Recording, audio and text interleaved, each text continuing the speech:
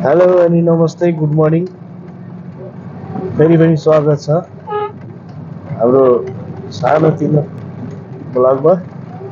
आज चाहिँ हाम्रो ब्लग चाहिँ ड्राइभिङ सम्बन्धी छ र हाम्रो सरको चाहिँ आज लगभग गाडी सिक्न थालेको 2 हप्ता हुन लागिसक्यो।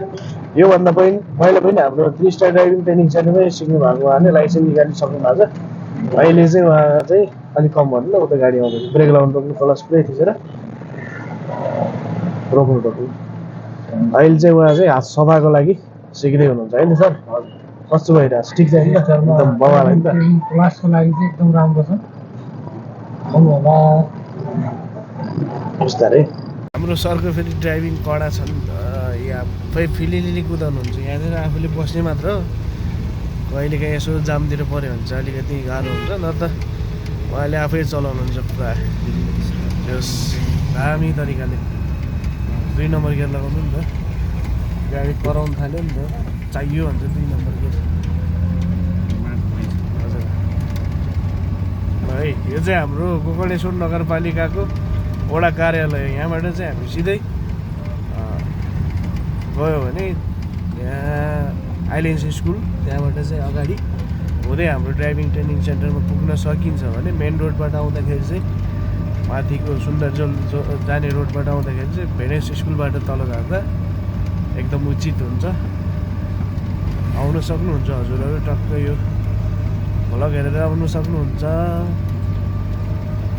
मिलाएर लाइसेन्स प्लस रोड ड्राइभ एकदम सुपथ मूल्यमा हामीले कन्टिन्यू गराइरहेछौँ।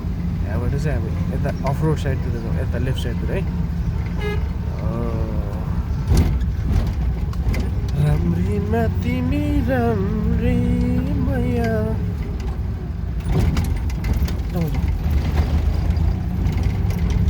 यो बाटो पनि भन्दैछ। हिजोको बाटो त खत्रै खने रहेछ है माथि।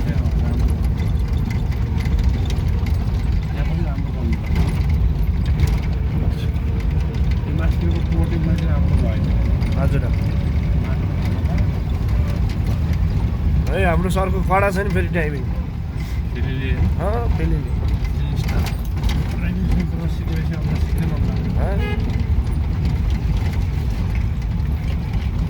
अगाडि त डोजर पो छ। अगाडि तपाईँ लाइसेन्स निकालेर 1 वर्ष पछाडि चलाउँदै हुनुहुन्छ होइन त? हजुर, 1 वर्ष अगाडि चाहिँ लाइसेन्स निकाल्यो। हजुर, 15 दिनको क्लासमै लाइसेन्स निकालेर हो र? 15 दिन मात्र? फेरि अहिले चाहिँ हात सफाइ गरेर रोडमा चलाउनको लागि गरिन्छ। यस्तो दामी तरिकाले चलाउनु हुन्छ। 3 star driving class 3 star driving training सेन्टरमा आएर चाहिँ सिकेपछि अलिक स्लो गर्नु ल। यता लेफ्ट साइडतिर काटिनु, हल्का राइट काटिनु, ल खत्रै हुन्छ है कटिङ त। बस ल बनाउनु त के गर्छ है।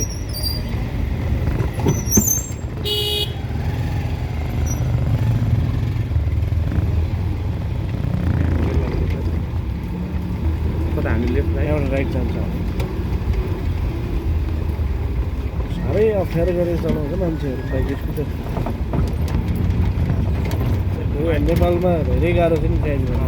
बाइक त बाटो छोड्दैन, हरन दिए नै छोड्दैन, उल्टै गाडी गर्छ। ल उठाउनु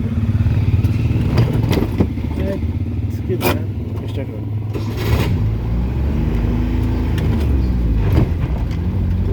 अलिक कम गर्नुहोस्।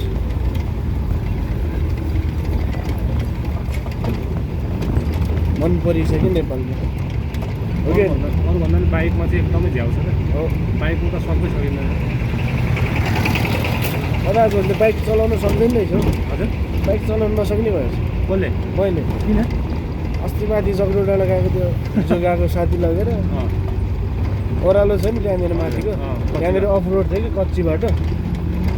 आमा बाइकै लड्ला जस्तो हुन्छ होइन? डर आएर लड्छ कि भन्ने भइरहेको। बिचमा डर चलाउनु बानी भयो नि। हजुर, त्यही पनि बाइक चलाउनु छोडेको भइसक्यो नि। अहिले मेरो आफ्नै बाइक थियो, त्यहाँबाट छोडेको नि 2-3 वर्ष भइसक्यो। बाइक त छोडेकै राम्रो भने यो जे पनि छिटो रहेछ क्या, गन्तव्य पनि छिटो। हजुर, आफ्नो जिन्दगी पनि छिटो सर्टकट।